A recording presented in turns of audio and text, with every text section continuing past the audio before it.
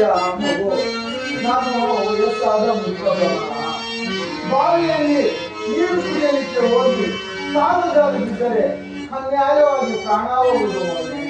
ನೀನೇ ಒಂದು ಸ್ವಲ್ಪ ನೀರು ಕುಡಿಸೋ. ಬನ್ನಿ ಸ್ವಾಮಿ.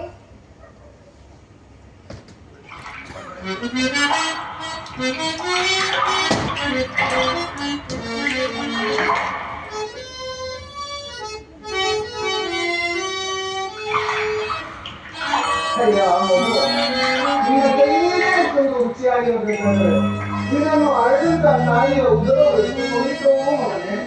ಇಲ್ಲಿ ನೋಡೋ.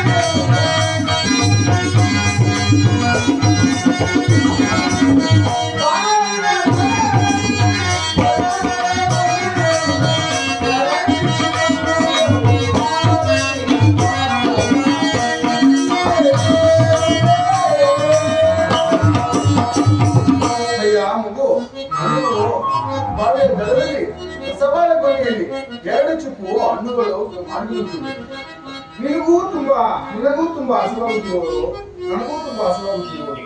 ಈ ತೋಟದಲ್ಲಿ ಯಾರೂ ಇಲ್ಲ. ನೀನು ಹೋಗಿ ಆ ಎರಡು ಚುಪ್ಪು ಹಣ್ಣುಗಳನ್ನು ಕಿತ್ತುತ್ತಾ ನಾವಿಬ್ಬರು ಸೇರಿ ಬಿಡುವ.